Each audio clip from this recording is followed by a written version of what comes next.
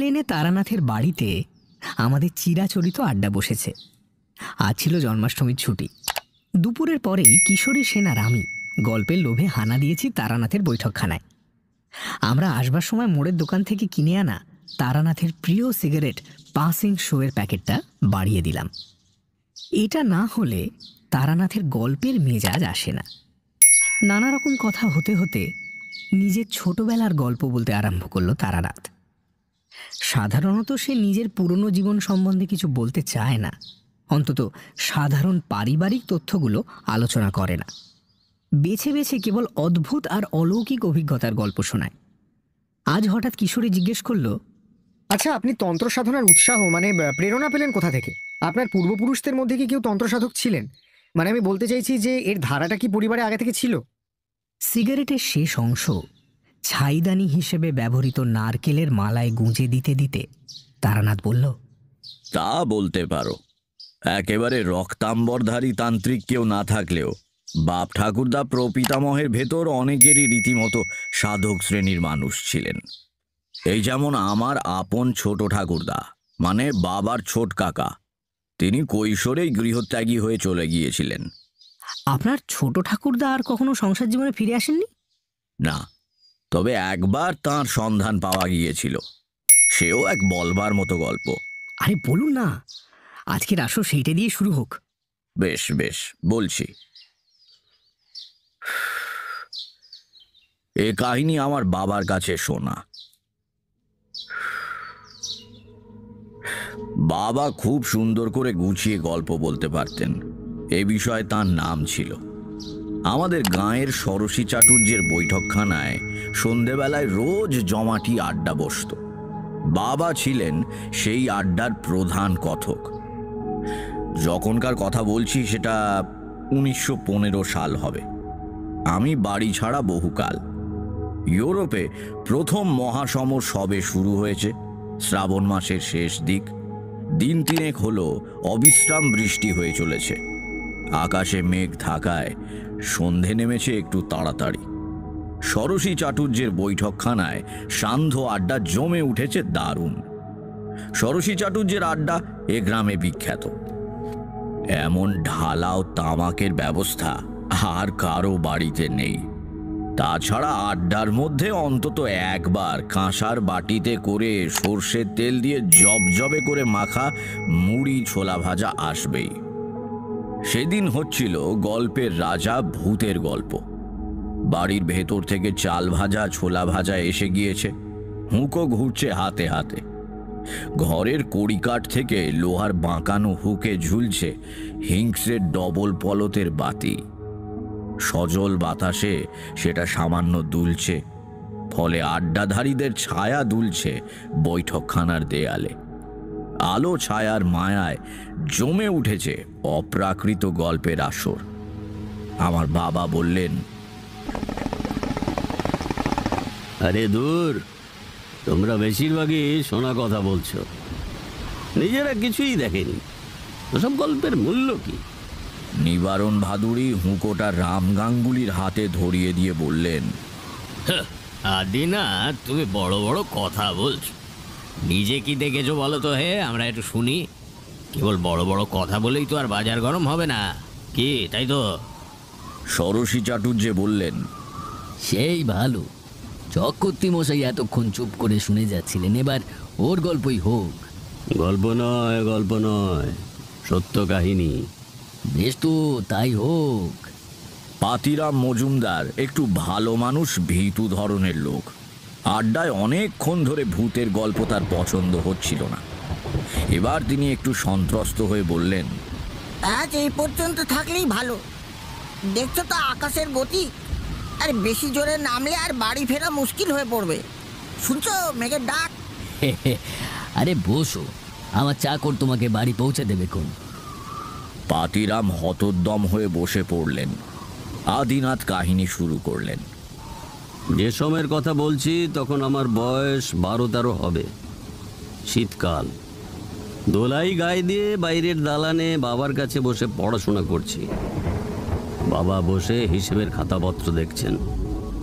এমন সময় একটা ভবঘুরের চেহারার লোক এসে উঠোনে দাঁড়ালো। লোকটার বয়স আন্দাজ করতে পারলাম না, কিন্তু দেখে মনে হলো এর বয়স 30, 40, 50 বা 60 কিংবা 70 যা কিছু হতে পারে। পরনে খাটো আধময়লা ধুতি, গায়ে আধময়লা ফতুয়া, কাঁধে ভাঁজ করা রয়েছে একটা খয়েরি রঙের মোটা চাদর। এই ভয়ানক শীতেও লোকটা চাদর গায়ে জড়ায়নি। গালে খোঁচা খোঁচা কাঁচা পাকা দাড়ি, মাথায় অবিন্যস্ত ঝাঁকড়া চুল। সবচেয়ে আশ্চর্য হলো তার চোখ দুটো সোজাসুজি সামনে তাকিয়ে আছে, অথচ দেখে মনে হচ্ছে সে কিছুই দেখছে না। পাগলের মতো, কিন্তু পাগল নয়। তার দৃষ্টিতে চিন্তা সঙ্গতির বাঁধুনি আছে। বাবা বাবা মানে ওই রামনাথ চক্রবর্তী মুখ তুলে দেখে জিজ্ঞাসা করলেন, কি ব্যাপার? কোথা থেকে আসছো? কে তুমি? খুব মোলায়েম মৃদু গলায় সে বলল, আগে আমি একজন পথিক, কোথাও থেকে আসছি না, আমার বাড়ি ঘর নেই, আমি আজ এখানে ভাত খাবো। তার কথাগুলো অসংলগ্ন। হঠাৎ এইভাবে কেউ কারোর বাড়ি ভাত খেতে চায় নাকি? বাবা বললেন, তোমার নাম কি? এখন বাড়ি না থাকতে পারে, কিন্তু এক সময় তো ছিল। মানুষ আকাশ থেকে পড়ে না। নিজের পরিচয়টা দাও। সে নিজের নাম বলল। বলল তার বাবা নাকি ছিলেন পণ্ডিত মানুষ, ঈশ্বরচন্দ্র সার্বভৌম। বাবা ছিলেন মানে কি? এখন তিনি কোথায়? সে ডানাতের তর্জনী উপরে তুলে দেখালো। বাবা লজ্জিত হয়ে বললেন, ও আচ্ছা আচ্ছা। ভয় নেই, আমি চোর ডাকাত না। না না, আমি তা মনে করিনি। আসলে তোমার কথাবার্তা একটু অদ্ভুত ধরনের কি না, তাই আর কি। উঠোনে নিমগাছতলার কুয়ো থেকে বালতি করে জল তুলে হাত মুখ ধুয়ে লোকটা এসে বারান্দায় উঠে বসলো। বাবা জিজ্ঞাসা করলেন, এখন কি কিছু খাবে? রাত্রিরে কোথায় ছিলে? সকালে উঠেই হাঁটছো বুঝি? বাবা কেন এই প্রশ্ন করলেন তা আবছা আবছা বুঝতে পারলাম। মাইল চারেক দূরে চাঁপা গাড়ি ছাড়া কাছাকাছি অন্য কোনো গ্রাম নেই। তারপরের গ্রাম ময়নাচাঁদা অনেক দূর। সকালে উঠে সেখান থেকে হেঁটে আসা সম্ভব নয়। লোকটা কি বলে বাবা দেখতে চাইলেন। সে সহজভাবে বলল, না, আমি এখন কিছু খাবো না, একেবারে দুপুরে ভাত খাবো। আর যদি থাকতে দেন তাহলে আজ রাত্রিটা থেকে যেতে পারি। এই ভিটেতে আসলে একটু স্বপ্ন দেখতে হবে কি না। কথাটা শুনে ভাবলাম লোকটা চোর ডাকাত না হতে পারে, কিন্তু পাগল নিশ্চয়। হ্যাঁ, স্বপ্ন দেখতে হবে মানে? রাগ করবেন না, আমার কথাবার্তা একটু পাগলাটে মতন, কিন্তু আমি লোকটা খারাপ নই।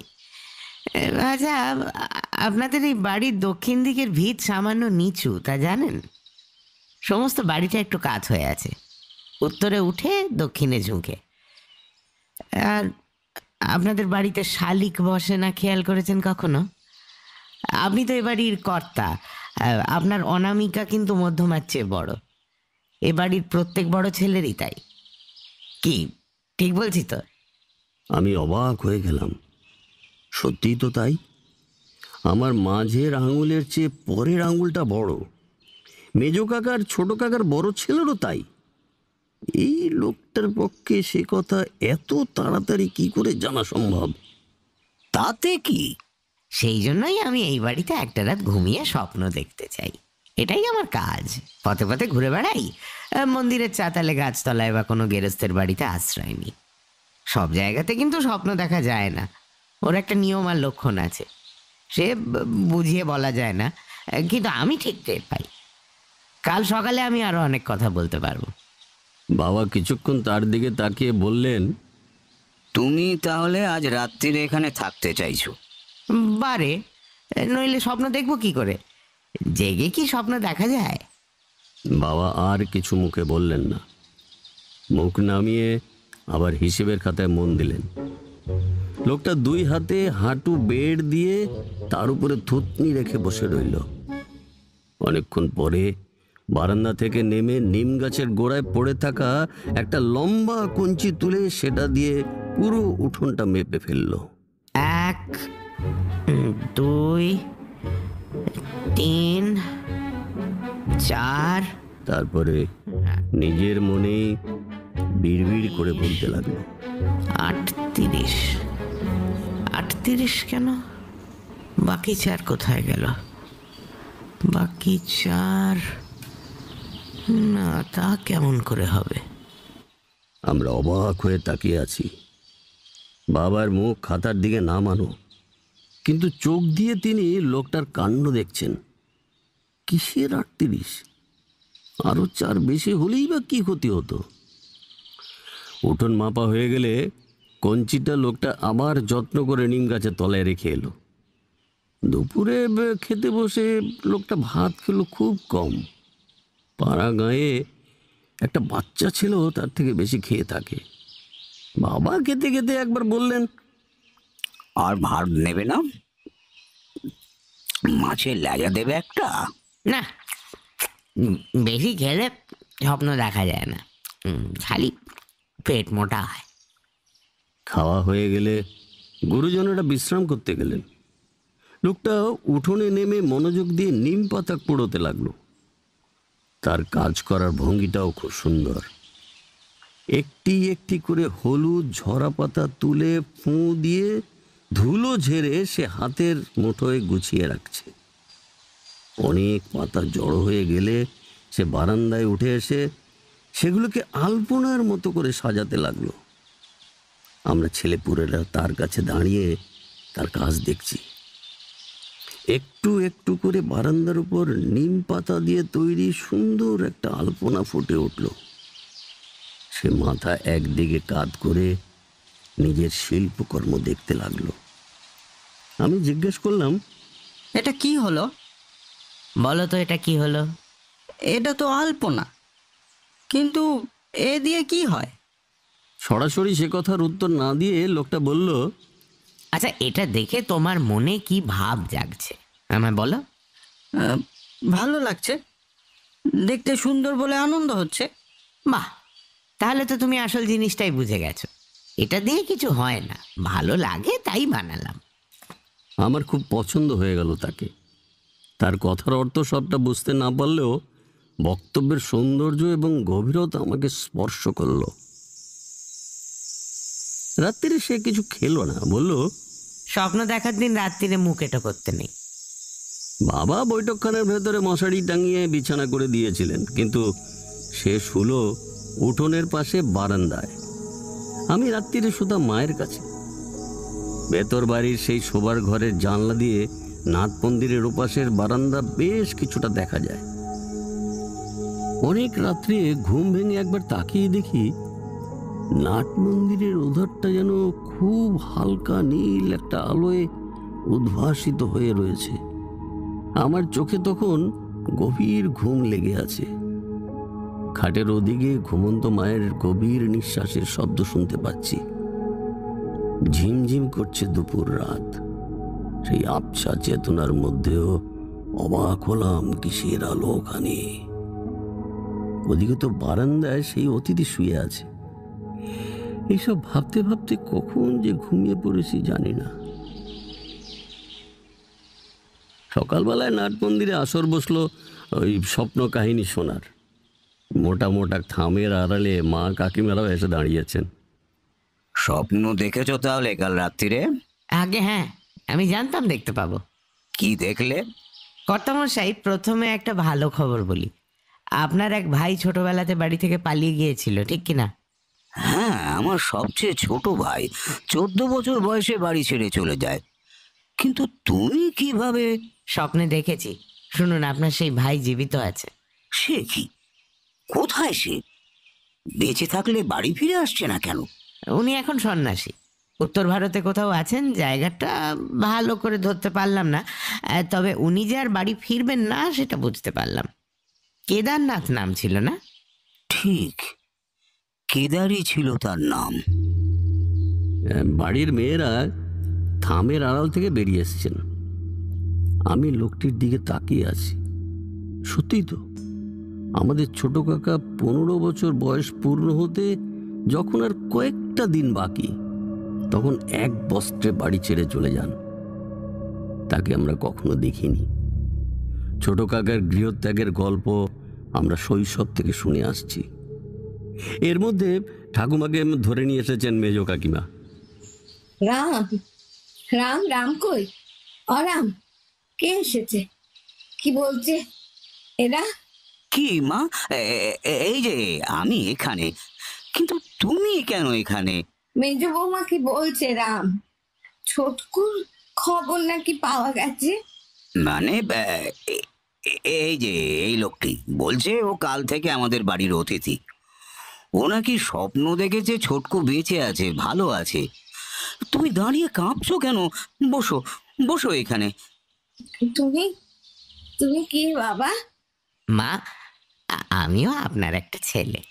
তুমি জানতে পেরেছো ছোটকু বেঁচে আছে, ভালো আছে? হ্যাঁ মা। কি করে জানলে? মা, আমি ঠক জোচ্চোর কিংবা ধর্মের ব্যবসাদার হলে বলতাম বিশেষ ক্ষমতায় ডাকিনী যোগিনীকে বশ করে বা নানান রকম কঠিন প্রক্রিয়া করে জেনেছি। এবার এত টাকা দিন, তাহলে যাগযজ্ঞ করে সে ছেলেকে ফিরিয়ে আনবো। কিন্তু আপনাকে বাজে কথা বলবো না মা, ওসব কিছুই আমি জানি না। আমার একটা জন্মগত ক্ষমতা আছে, আমি স্বপ্নে অনেক কিছু দেখতে পাই। কাল রাত্রিরে এ বাড়িতে ঘুমিয়ে স্বপ্নে দেখে জানলাম আপনার ছোট ছেলের কথা। সে সে ফিরবে না বাবা? না মা, আর কেনই বা ফেরাবেন? তিনি ভালো আছেন, সন্ন্যাস গ্রহণ করে ঈশ্বরের আরাধনা করছেন। জানেন মা, হিন্দু ধর্মে বলে কোনো বংশের ছেলে সন্ন্যাসী হয়ে গেলে সেই বংশ পবিত্র হয়ে যায়। আনন্দ করুন মা, ছেলের গৌরবে আনন্দ করুন। বাবা, যদি আমার ছোটকু ভালো থাকে, শান্তি পেয়ে থাকে, তাহলে সে নাই বা ফিরলো, তার সুখেই আমার সুখ। তুমি এটুকু খবর যে দিলে, তার জন্য ভগবান তোমার মঙ্গল করুন। তুমি আমাকে মা বলে ডাকলে, আমি আমি তোমাকে আশীর্বাদ করছি। মা, আপনি দেখবেন আপনার ছেলেকে? আমি দেখাতে পারি, কিন্তু কথা দিন তাকে ফিরে আসার জন্য আদেশ করবেন না। তাহলে হয়তো সে ফিরে আসবে, কিন্তু তার এতদিনের সাধনা নষ্ট হয়ে যাবে। জগতে মাতৃশক্তি একটা বিরাট শক্তি, কেউ তাকে লঙ্ঘন করতে পারে না। কথা দিন। দেখো ভাই, এটা একটু বাড়াবাড়ি হয়ে যাচ্ছে। মাকে সরল মানুষ পেয়ে তুমি। তুই থাম দেখি। বাবা বাবা, আমি কথা দিলাম, আমাকে আমাকে কি করতে হবে তুমি বলো। কিচ্ছু না, আপনি এখানে বসুন। মার মেজ কাকিমা তাকে ধরে আস্তে করে ঠাকুর দালানের মেঝেতে বসিয়ে দিলেন। সামনে বসে লোকটা ঠাকুমার হাত আলতো করে ছুঁয়ে বলল, এবার আমার দিকে তাকান। হ্যাঁ, মন শক্ত করুন মা, একদম হালকা করে দিন। সোজা আমার চোখের দিকে দেখুন, একদম সোজা। কি বলবো ভায়া, তখন 7 সকাল। আমরা অতগুলো লোক দাঁড়িয়ে, আমাদের সামনে ঠাকুমা ধীরে ধীরে ঘুমিয়ে পড়লেন। মাথা হেলে পড়ল না, শরীর কাঁতো হলো না, কেবল চোখ দুটো আস্তে আস্তে বুজে এলো। সুন্দর সমাহিত মুখ, যেন ধ্যান করছেন। লোকটা এক দৃষ্টে তার দিকে তাকিয়ে আছে। তারও দেহ নিস্পন্দ, সমস্ত শরীরে দৃঢ় একাগ্রতার ভঙ্গি। দেখলাম ঠাকুরমার মুখে সূক্ষ্ম একটা হাসি ফুটেছে। বাচ্চারা ঘুমিয়ে স্বপ্ন দেখলে ঠিক অমন করে হাসে। 2-4 মিনিট হাসিটা রইল, তারপর ধীরে ধীরে মিলিয়ে গেল। ঠাকুমা আবার শান্ত, সমাহিত, বাহ্যিক কোনো আবেগ শূন্য। লোকটা মৃদু গলায় ডাকলো, মা, এবার জাগুন। দেখা হয়েছে তো, এবার তাকান। আস্তে আস্তে ঠাকুমা চোখ খুললেন, যেন একটু অবাক হয়ে চারিদিকে তাকালেন। কোথায় রয়েছে বুঝতে না পারলে মানুষ যেভাবে তাকায়। তারপর সামনের লোকটিকে দেখে তার মুখ খুশিতে উজ্জ্বল হয়ে উঠল। হয়েছে মা? হ্যাঁ বাবা, হয়েছে হয়েছে। কি দেখলে মা? ছোটকুকে দেখতে পেলে? সে কথার উত্তর না দিয়ে বৌমাদের বললেন তাকে ঘরে দিয়ে আসতে। দুপা গিয়ে পিছন ফিরে তাকালেন ঠাকুমা। লোকটির দিকে তাকিয়ে স্পষ্ট গলায় বললেন, আমি কিছুটা বুঝতে পেরেছি তুমি কে। আবার এসো, হ্যাঁ, মাঝে মাঝে এসো বাবা। আসবো মা, মাঝে মাঝে আসবো। ঠাকুমা চলে গেলে বাবা বললেন, এ কি উৎপাত! কি চাও তুমি? তুমি কে? আমি একজন সাধারণ মানুষ, পথে ঘাটে ঘুরে বেড়াই। আপনি কি আমাকে অবিশ্বাস করছেন? আমি তো আপনার কাছে কিছু চাইনি, কেবল এক রাত্রির আশ্রয় ছাড়া। মাকে তুমি কি দেখালে? মাও তোমাকে কি বলে গেলেন বুঝলাম না। এর মানে কি? কিছুই না, উনি বুড়ো মানুষ, ছেলে নিরুদ্দেশ হয়ে যাওয়ায় ওর মনে দুঃখ রয়েছে। সে দুঃখ মা ছাড়া কেউ বোঝে না। ওকে যদি একটু আনন্দ আর স্বস্তি দিতে পেরে থাকি, তাতে কি ক্ষতি হয়েছে বলুন? তা নয়, কিন্তু মাকে কেন হঠাৎ? মানে বলছি যে হঠাৎ তো নয়, কারণ আছে। বললে যদি রাগ না করেন তাহলে বলতে পারি। বলো। রাগ করার মতো কথা নিশ্চয়ই বলবে না। আপনার মা আর বেশি দিন বাঁচবেন না। সে তো জানা কথাই। উনি বুড়ো হয়েছেন, 85 বছর বয়স। এটা আর তুমি নতুন কথা কি বললে? আজ পৌষ মাসের 3 তারিখ। এই ফাল্গুন মাসের 15ই শুক্ল ত্রয়োদশীর দিন সকালে উনি চলে যাবেন। ছেলের খবর জানতে পারলেন না, এই কষ্ট নিয়ে যেতেন, তাই ওকে একটু আনন্দ দিয়ে গেলাম। তুমি তো অদ্ভুত লোক। আমার বাড়িতে অতিথি হয়ে আমারই মায়ের মৃত্যুর কথা বলছো। জানো, তোমাকে আমি ইচ্ছে করলে... ওই দেখুন, আপনি রাগ করবেন না বলে কথা দিয়েও রাগ করছেন। কিন্তু আপনাদের সবাইকে রেখে ভগবানের নাম করতে করতে মা পুণ্যবতীর মতো চলে যাবেন, এর চেয়ে ভালো আর কি হতে পারে? দেহ ধারণ করলে একদিন ছেড়ে যেতে হয়, কেউই চিরজীবী না। আর আমার এই কথা যদি না ফলে তাহলে তো ভালোই, প্রাণ ভরে আমাকে তখন গালাগাল দেবেন। তুমি আমাকে দেখাতে পারো? আমি যদি ছোটকুকে দেখতে পাই তাহলে বিশ্বাস করি। পারো দেখাতে? আপনাকে বিশ্বাস করাবার কোনো দায় আমার নেই। আপনি আমাকে অবিশ্বাস করলে তাতে আমার কিছু এসে যাবে না। অকারণে শক্তির অপব্যয় করতে নেই। তার মানে তোমার মধ্যে কোথাও ফাঁকি আছে, তুমি চালাকি করছো। আপনার মা কিন্তু তা মনে করেন না। আচ্ছা, একটা কাজ করা যাক, আপনার বংশের একটা হারানো জিনিসের সন্ধান আপনাকে দিয়ে যাই, তাহলে হয়তো আমাকে আর পুরোপুরি জোচ্চোর মনে হবে না। কেমন? কি জিনিস? 3 পুরুষ আগে আপনাদের বংশে একটা অষ্টধাতুর বিষ্ণু মূর্তি ছিল, জানেন কি? হ্যাঁ, ঠিক কথা। 3 বা 4 পুরুষ কেন, আরো বহু বহু বছর আগে থেকে সে মূর্তি আমাদের গৃহদেবতা হিসেবে পুজো করা হতো। কিন্তু বর্গির হাঙ্গামার সময় সে মূর্তি আমার পূর্বপুরুষেরা কোথাও লুকিয়ে ফেলেন অথবা হারিয়ে যায়, আর পাওয়া যায়নি। তুমি তুমি কি বলতে চাও? আমি জানতে পেরেছি সে মূর্তি কোথায় আছে। আপনার লোকেদের কাউকে একটা বলুন একটা শাবল নিয়ে আমার সঙ্গে আসতে। আপনারাও আসুন। ঠাকুর দালান থেকে নেমে দেউরির ভেতর দিয়ে লোকটি উঠোনে গিয়ে নামলো। পেছনে পেছনে বাড়ির সবাই মিছিল করে চললাম। সে এমনভাবে হাঁটছে যেন সে একেবারে নিশ্চিতভাবে জানে কোথায় যেতে হবে। বাড়ির উত্তর দিকের ভিতের কোণায় এসে থামল। গদাধর নামে আমাদের একজন কর্মচারীর হাতে ছিল শাবল। সে তাকে বলল, এইখানে ভিত খোঁড়ো। মাটি কতটা খুঁড়তে হবে? মাটি নয়, দেওয়ালের গা থেকে 3-4টে ইট খসাতে হবে, এই এই জায়গায়। সে কি কথা? ভিতের ইট খসালে বাড়ির ক্ষতি হবে না?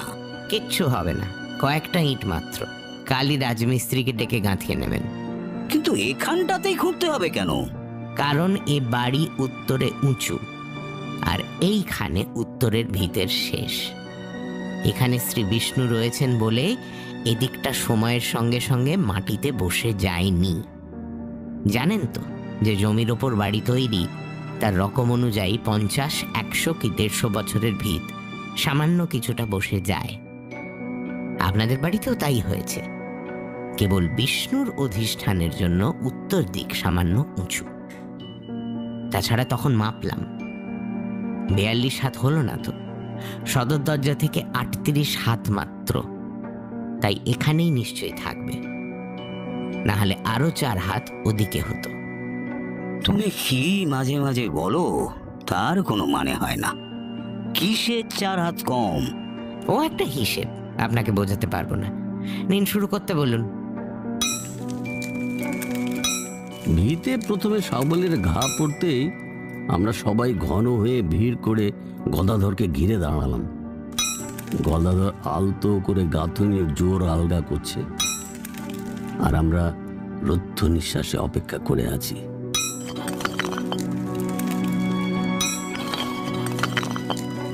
তিন সারি ইট খসাতেই ভেতরে ভেতরে একটা চতুষ্কোণ গহ্বর বেরিয়ে পড়ল।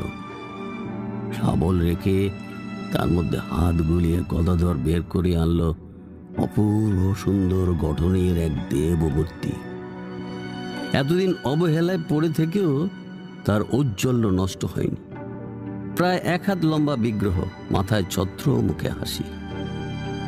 বাবা গদাধরের হাত থেকে মূর্তিটা নিয়ে 2 হাতে মাথায় ধরে বলতে লাগলেন, জয় জয় শ্রী বিষ্ণু দেবতা, জয় শ্রী বিষ্ণু, জয় শ্রী বিষ্ণু। কাকারাও তার সঙ্গে বলতে লাগলেন, জয় জয়। কাকিমারা উলো দিয়ে উঠলেন। বাবা বিষ্ণু মূর্তি মাথায় করে বাড়ির মধ্যে নিয়ে চললেন। সেটি তখনকার মতো ঠাকুর ঘরে রাখবার জন্য পাঠিয়ে দেওয়া হলো। মেয়েরা ভিতরে চলে গেলেন। অমরের হাত ধরে বাবা বললেন, ভাই, তুমি আমাকে মার্জনা করো। জানি না তুমি কে, কোথা থেকে এসেছো, জানতেও চাই না। তোমার আশ্চর্য ক্ষমতার কথা আমি স্বীকার করলাম। যদি খারাপ ব্যবহার করে থাকি তা মনে রেখো না। সকলের অনুরোধেও লোকটি সেদিন আর থাকতে রাজি হলো না।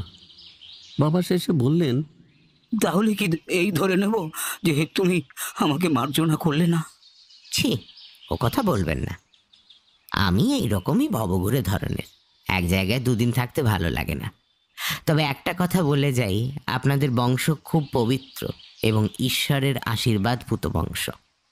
1 পুরুষ বাদ দিয়ে এই বংশে 1জন করে সাধক জন্মগ্রহণ করবেন। আপনার ভাই তো সন্ন্যাসী হয়েই গিয়েছেন। এর পরের পুরুষ নয়, এখন যারা ছোট এরা, এদের মধ্যে কারোর সন্তান অলৌকিক ক্ষমতা নিয়ে জন্মাবে। সংসারে থেকেও সংসারী হবে না।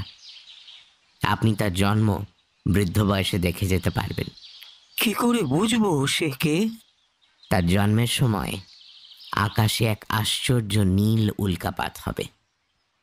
নীল রঙের আলোয় ভরে যাবে চারিদিক। এখনো অবশ্য তার দেরি আছে, মনে রাখবেন কথাটা। আচ্ছা, চলি তাহলে।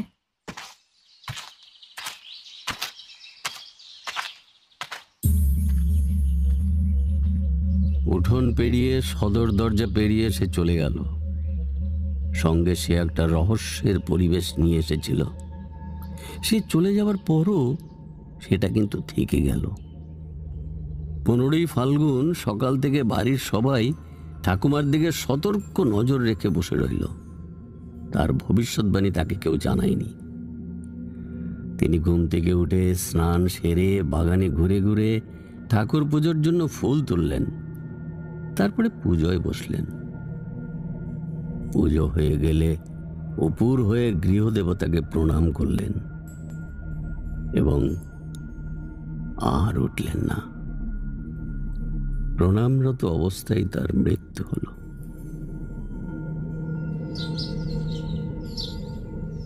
এই হলো গিয়ে বাবার বলা কাহিনী।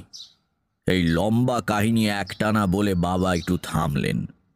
বর্ষণমুখর রাত্রির জল ভেজা বাতাস ক্রমাগত দুলিয়ে চলেছে ষোড়শী চাটুর্যের বৈঠকখানার ঝুলন্ত লণ্ঠনটা। সেই সঙ্গে দেয়ালে নড়ছে ঘরে বসে থাকা মানুষদের ছায়া। আড্ডায় মাঝে মাঝে একটা সময় আসে যখন হঠাৎ সবাই একসঙ্গে চুপ হয়ে যায়। জমাট গল্পেরও একটা মহিমা আছে। সে গল্প সত্য, মিথ্যা বা অবিশ্বাস্য যাই হোক না কেন, ভালো করে বলতে পারলে শ্রোতারা মুগ্ধ হয়। ষোড়শী চাটুর্যে বললেন, আপনার ঠাকুমার মৃত্যু বিষয়ে ওই ভবিষ্যৎবাণী মিলে যাওয়াটা অবশ্য আমি খুব আশ্চর্যের কিছু মনে করছি না।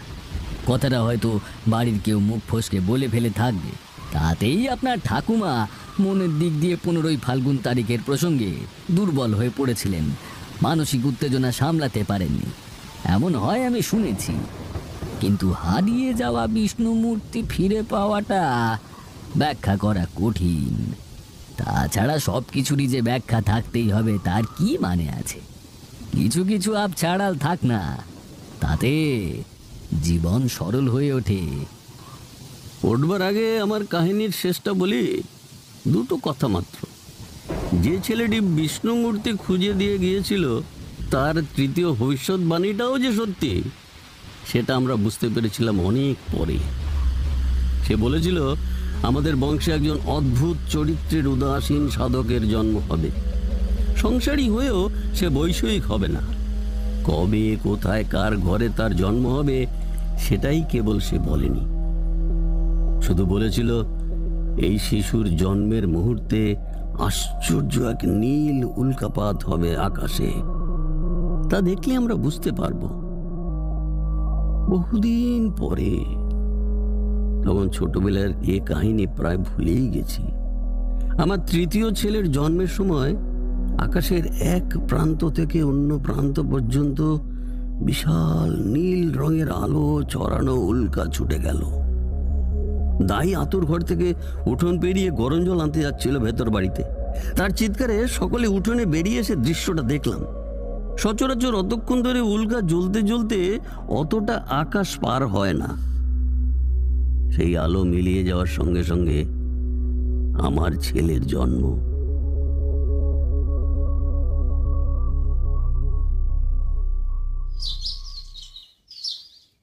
আপনি তো আপনার বাবার তৃতীয় সন্তান, তাই না?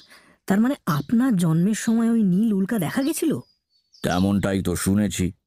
অল্প বয়সে বাড়ি থেকে উধাও হয়েছিলাম। মাঝে মাঝে বাড়ি ফিরে আসি, তবে সে খুবই কম। ওই ভবঘুরেমির সময়টা আমার যে কি সুন্দর কেটেছে তার কি বলবো। কোনো পিছু টান নেই, দায় দায়িত্ব নেই, কেবল বিরাট এই পৃথিবীর পথে পথে ঘুরে বেড়ানো। কিন্তু ব্যাপারটা অত সহজ নয়। আত্মীয়হীন, বন্ধুহীন দুনিয়ায় সম্পূর্ণ সম্বলহীন অবস্থায় ভেসে পড়তে হলে খুব সাহসের দরকার। কে খেতে দেবে ঠিক নেই, কোথায় থাকবো তার কিচ্ছু ঠিক নেই। মন্দিরের চাতালে, পোড়ো বাড়ির বারান্দায় ঝড়ে বৃষ্টিতে রাত কাটিয়েছি। কত অদ্ভুত চরিত্রের লোক দেখেছি। কত সময় অসুখ করেছে, গাছতলায় পড়ে কষ্ট পেয়েছি, জল তেষ্টায় বুক ফেটে গিয়েছে, কিন্তু জল দেবার কেউ ছিল না। মরেও যেতে পারতাম, তবু কখনো ভয় হয়নি। মৃত্যুকে সাধারণ মানুষের দৃষ্টিতে দেখিনি, দেখেছি ঈশ্বরের তৈরি এই জগতের একটা অবশ্যম্ভাবী পরিণতি হিসেবে, যে পরিণতিতে ভয়ের কিছু নেই, আছে স্রষ্টার অপার করুণা। ওসব দর্শনের কথা থাক, আপনার অল্প বয়সের গল্প বলুন না। বলবো? বেশ, বলি। আগে বলে রাখি, এই যে কাহিনী বললাম, এই কাহিনী বাবা যখন ষোড়শী চাটুর্যের আড্ডার আসরে বলছেন, তখন আমি কিন্তু বাড়ি ছেড়ে বেশ দূরে। এই কাহিনী আমার তখনও জানা নেই। বাঁকুড়ার ইন্দাস অঞ্চলে ঘুরে বেড়াচ্ছি। সারাদিন হাটে মাঠে ঘুরি, রাতে যেখানে হোক আশ্রয় নিই। সেদিন বিকেল থেকে আকাশে মেঘের ঘনঘটা। বেশি পথ না হেঁটে আলো থাকতে থাকতে একটা ছোট গ্রামের সীমানায় শিব মন্দিরের চাতালে আশ্রয় নিয়েছি। গায়ে উড়ুনি, পায়ে খড়ম এক পৈতেধারী বুড়ো মতো লোক দেখি মন্দিরের সিঁড়ি দিয়ে নেমে কোথায় যাচ্ছে। মনে হলো এখানকার পূজারি। এগিয়ে গিয়ে বললাম, আগে এখানে রাত্রিটা একটু থাকা যাবে? লোকটি একান্ত নীরস এবং অমিশুক প্রকৃতির। কিছুক্ষণ আপাদ মস্তক আমাকে ভালো করে দেখে সে শুকনো গলায় বলল, থাকতে ইচ্ছা হলে থাকো, আমাকে জিজ্ঞাসা করার কি প্রয়োজন? না, ভাবলাম আপনি বোধহয় এই মন্দিরের পূজারী, কাজেই আপনার অনুমতি নেওয়াটা।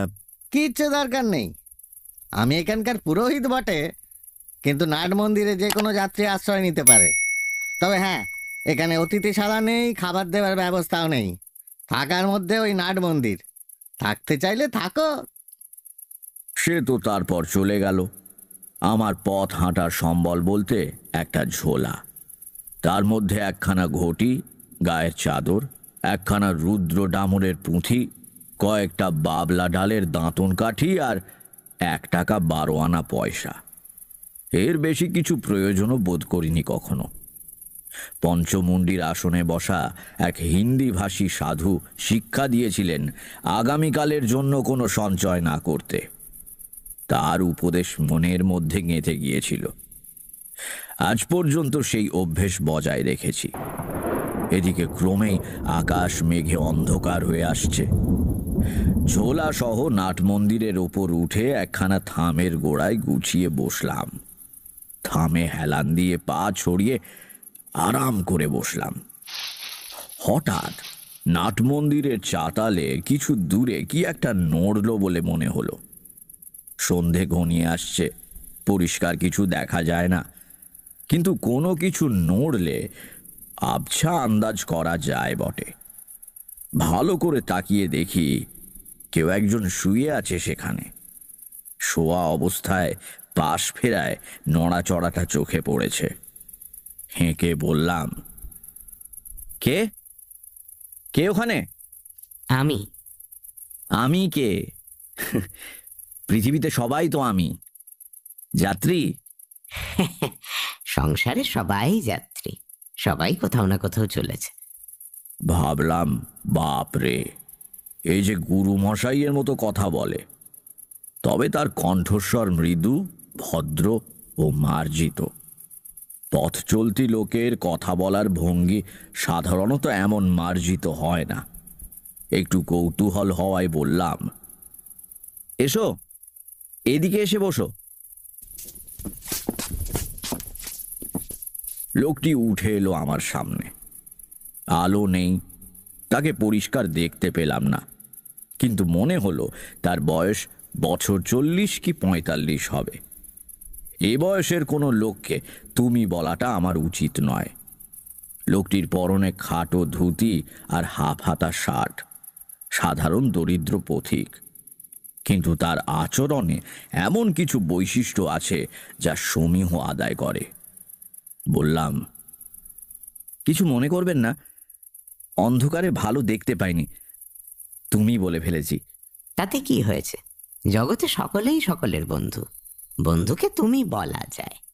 তা কোথায় যাবেন, আর আসছেনই বা কোথা থেকে? এবার বেশ মজার ব্যাপার হলো। পথিক মানুষটি আমাকে তুমি বলে সম্বোধন করতে লাগলো, কিন্তু তার অনুমতি পাওয়া সত্ত্বেও আমি কিছুতেই তা পারলাম না। সে বলল, কোথাও যাচ্ছি না ভাই, অনেকটা তোমারই মতন। পথে পথে ঘুরে বেড়াতে ভালো লাগে, যা পাই তাই খাই, যেখানে খুশি থেমে যাই, এই আর কি। তার মানে আমারই মতন? আপনি কি করে জানলেন আমি কিরকম? ও জানা যায়, আমি বুঝতে পারি। বয়স তখন অল্প হলেও তারই মধ্যে আমি অনেক সাধক এবং অদ্ভুত কর্মতান্ত্রিকের সঙ্গে মিশেছি। তাদের আশ্চর্য ক্রিয়াকলাপ দেখেছি। ভাবলাম, এ আর আমাকে নতুন কি ভড়ং দেখাবে। বললাম, কি করে বোঝেন? কাকচরিত্র বা লক্ষণশাস্ত্র চর্চা করেন নাকি? না, বুঝি এইভাবে যে মন আসলে একটাই। তোমার, আমার, যদু কিংবা মধুর, পৃথিবীর সব প্রাণীর মায়ার আবরণে আলাদা আলাদা দেখায়। পর্দা টাঙিয়ে দিলে ওপারে কি আছে দেখা যায় না, পর্দা সরিয়ে দিলে আবার সব স্পষ্ট দেখা যায়। মায়ার পর্দা সরিয়ে দিলে সবই এক, তখন কারোর মনের কথা জানতে অসুবিধা হয় না। আপনি তো বিশিষ্ট অদ্বৈতবাদের কথা বলছেন। এ দর্শন শিক্ষা করেছেন কোথায়? আমার বাবার কাছে। ও, আপনি তবে শাস্ত্রজ্ঞানী পণ্ডিতের সন্তান? সে চুপ করে রইল।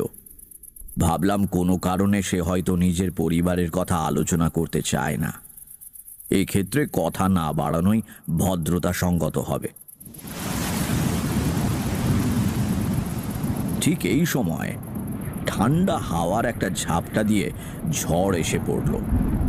ঝড়ের মুখে পাক খেতে খেতে দুটো শালিক এসে নাট মন্দিরের কড়িকাঠের ফাঁকে আশ্রয় নিয়ে গুছিয়ে বসল। বললাম, আপনার নামটা তো জানা হলো না। আমার নাম অমর, অমর জীবন। বাড়ি কোথায়? এই জেলাতেই বুঝি। অমর জীবন কোনো উত্তর দিল না। বুঝলাম নিজের কথা বলতে সে আদৌ আগ্রহী নয়। অন্য প্রসঙ্গে যাবার জন্য বললাম, আশ্রয় তো যা হোক পাওয়া গেল, কিন্তু খাওয়াটা বোধহয় জুটবে না। না না, তা কেন, ঝড়টা থামুক, খাওয়ার ব্যবস্থা হয়ে যাবে এখন। তা কি করে হবে? কাছাকাছি কোনো দোকানপাট তো দেখছি না। গ্রামে হয়তো আছে, কিন্তু তারা কি এই ঝড় বাদলে দোকান খুলে রাখবে? মনে হয় না। রাত্রিরে কি খাও তুমি, ভাত না রুটি? আমি ঠিক সন্ন্যাসী না হলেও পথে ঘুরছি অনেক দিন, সবই অভ্যেস আছে।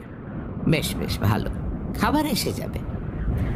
অন্ধকারে অমরের মুখ চোখ ভালো দেখতে পাচ্ছি না। লোকটা পাগল নয় তো? কোথায় খাবার? কালকেই আমি এখানে ছিলাম, স্বপ্নে দেখলাম আজ তুমি আসবে, তাই একটা দিন বেশি থেকে গেলাম। এমনিতে আমি দুরাত্রির কোথাও থাকি না। ভাবলাম নিশ্চয়ই পাগল। গতকাল রাত্রিরে স্বপ্ন দেখেছে আজ আমি এখানে আসব। বদ্ধ পাগলা ছাড়া আর কি। আপনি জানতেন আমি এখানে আসব? হ্যাঁ। স্বপ্নে দেখেছেন? হ্যাঁ, স্বপ্ন দেখার প্রয়োজন হলে আমাকে নির্দিষ্ট জায়গায় পৌঁছে সেখানে থাকতে হয়। মনে মনে ভাবলাম, বেচারি, এমনিতে বেশ ভালো লোকটা, ভদ্র আর মিষ্টি কথাবার্তা, দোষের মধ্যে পাগল। এরপরই অমর জীবন হঠাৎ আমার দিকে তাকিয়ে বলল, তুমি বাড়ি চলে যাও। তার মানে বাড়ি যাব কেন? কিছু না, ভবঘুরে জীবন ত্যাগ করে সংসারে ফিরে যেতে বলছি না, সে যখন সময় হবে যাবে। তোমার নিজের ভালোর জন্য বলছি, কয়েকটা দিনের জন্য বাড়ি যাও। আচ্ছা, বিপদ তো। হ্যাঁ, কিন্তু কেন? মনে করো না আমি তোমার বন্ধু, আমি অনুরোধ করছি তাই যাচ্ছ? তার কথাগুলো একটু কেমন কেমন, কিন্তু গলার স্বরে একটা ব্যক্তিত্বপূর্ণ দৃঢ়তা আছে। তার কথা মনোমতো না হলেও অকস্মাৎ উড়িয়ে দেওয়া যায় না। তখনকার মতো তাকে শান্ত করার জন্য বললাম, আচ্ছা আচ্ছা, সে দেখা যাবে ক্ষণ। বিড়ি চলে? সব চলে, আছে, দাও। তাকে দিয়ে নিজে একটা বিড়ি নিলাম।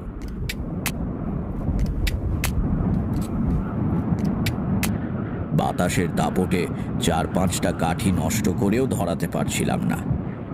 অমর হাত বাড়িয়ে বলল, আমাকে দাও দেখি। তারপর দেশলাইটা হাতে নিয়ে অদৃশ্য কার দিকে যেন ধমক লাগালো। আরে একটু থাম তোরে বাপু, একটা বিড়ি ধরাতে কি একটা গোটা দেশলাই বাক্স খরচ করবো নাকি?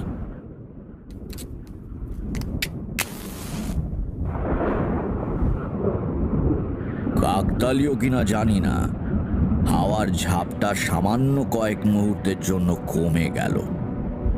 ঝড় চলতে চলতে এরকম অবশ্যই হয়, তবু মনে রেখাপাত করলো জিনিসটা। দেশলাই ফেরত দিয়ে অমর বলল, সব কিছুর ব্যাখ্যা চাইতে নেই, ব্যাখ্যা হয়ও না। তার চেয়ে সরল বিশ্বাস অনুযায়ী কাজ করা ভালো, আদেশ পেলে পালন করা ভালো। আদেশ কে পাঠায়? তা জানলে তো সব সমস্যা মিটেই যেত। আপনার কাছে আদেশ পৌঁছয় কেন? আপনি কে? বিড়িটা ভালো, খুব নরমও না খুব কড়াও না, বেশ মিঠে কড়া ধরনের। কোত্থেকে কিনেছ? খাওয়ার পর আর একটা দিও তো।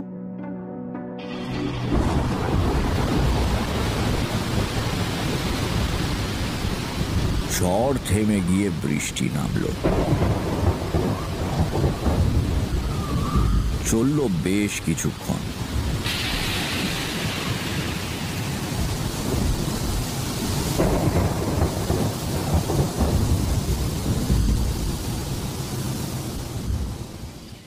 বৃষ্টি যখন থামলো তখন পাড়াগাঁর হিসেবে বেশ রাত।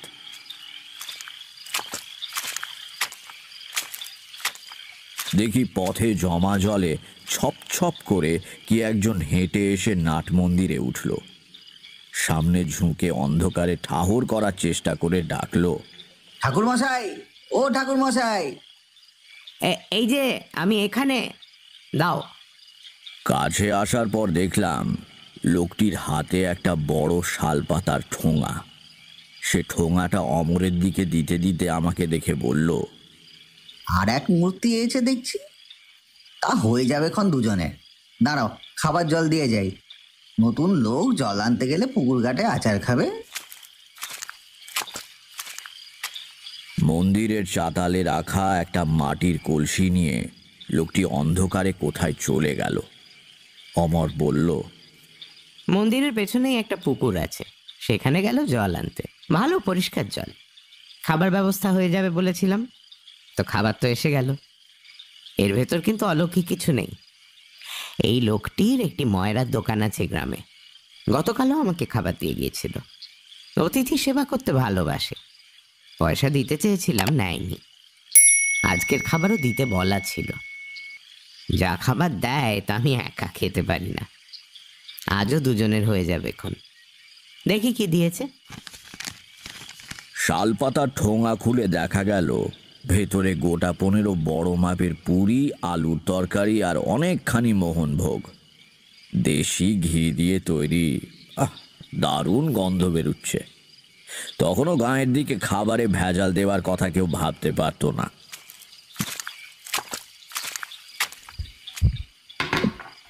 জল ভরে মেটে কলসি নিয়ে এলো ময়রা। অন্ধকারে গল্প করা যাবে, কিন্তু খাওয়া যাবে না। মোমবাতি বেশি পুড়িয়ে লাভ নেই। এসো খেয়ে নেওয়া যাক। অমর খুব কম খায়। মাত্র 4খানি পুরি সে খেলো, বাকি সবগুলো খেতে হলো আমাকে। অবশ্য পথ হেঁটে আমার খিদেও পেয়ে গিয়েছিল। কলসি কাত করে কানায় হাত দিয়ে জল খেলাম।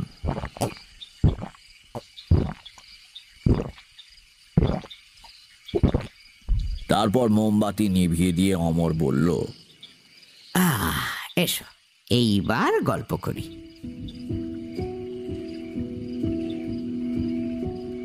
অন্ধকারের ভেতর থেকে তার কণ্ঠস্বর ভেসে আসতে লাগলো। কত গল্প সে শোনালো সারা রাত ধরে। তেমন কথা আমি কারো কাছে কখনো শুনিনি। যেন অচেনা ভাষায় অচেনা সুরে অদ্ভুত গান শোনাচ্ছে কেউ। আকাশ আর নক্ষত্রের গল্প, সমুদ্রের ঢেউয়ের গল্প, আগুন, বাতাস, পাহাড়, মাটির গল্প।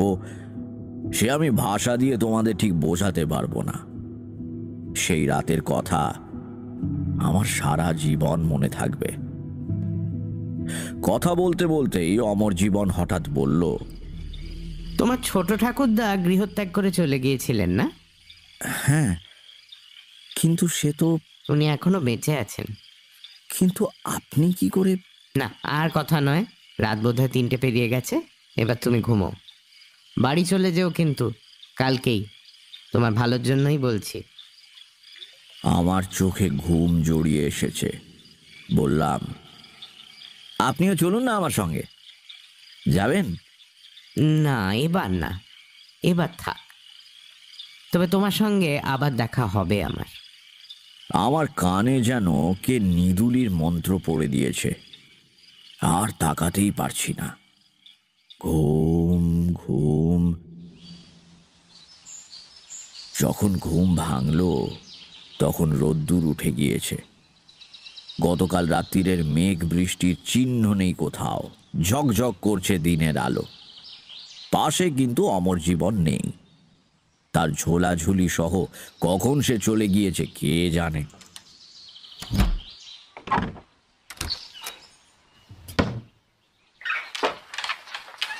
কাল সন্ধেবেলা দেখা সেই পুরোহিত এসে মন্দিরের দরজা খুলে সকালের পুজোর উদ্যোগ করছে।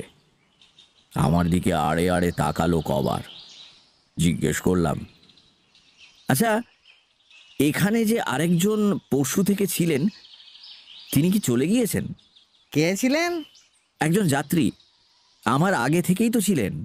দেখিনি, খেয়াল করিনি। অমন কত লোক যাচ্ছে আসছে। যাই হোক, অমর জীবন লোকটিকে আমার খুবই অদ্ভুত লেগেছিল। তার কথা অমান্য করতে মন চাইল না। সেদিনই রওনা হলাম বাড়ির দিকে। বাড়ি পৌঁছানোর পর প্রতিবারের মতোই প্রথমে বাবার বকাঝকা, তারপর মায়ের কান্নাকাটি এবং তারও পরে আত্মীয় স্বজনের আবেগের বন্যা সহ্য করতে হলো। দুপুরে খেতে বসে বাবা বললেন, গত পরশুদিনই ষোড়শী চাটুর্যের আড্ডায় তোমার কথা হচ্ছিল। আমার যে এরকম একটা বাড়ি পালানো হাড় জ্বালানো ছেলে হবে সে কথা আমাকে অনেক দিন আগেই একজন বলেছিলেন। কে বলেছিল? কোন জ্যোতিষী? না, এমনি একজন পথিক বাবুগুড়ে। আমার ছোটবেলায় একদিনের জন্য আমাদের বাড়িতে আশ্রয় নিয়েছিল। সে এক কাণ্ড। তার নাম কি ছিল? অমর। অমর জীবন। অমর? অমর জীবন? হ্যাঁ, চমকে উঠলে কেন? না, কিছু না। খেয়ে উঠে গড়গড়ায় তামাক খেতে খেতে বাবা বলতে শুরু করলেন সেই অদ্ভুত লোকটার কথা, সেই স্বপ্ন দেখার কথা, ছোট কাকার কথা, বাবার ঠাকুমার অদ্ভুত মৃত্যুর কথা, আর তার সঙ্গে আমাদের বিষ্ণু মূর্তির কথা। তার মানে যে লোকটা আপনার বাবার ছেলেবেলায় আপনাদের বাড়ি গেছিলেন তাকেই আপনি?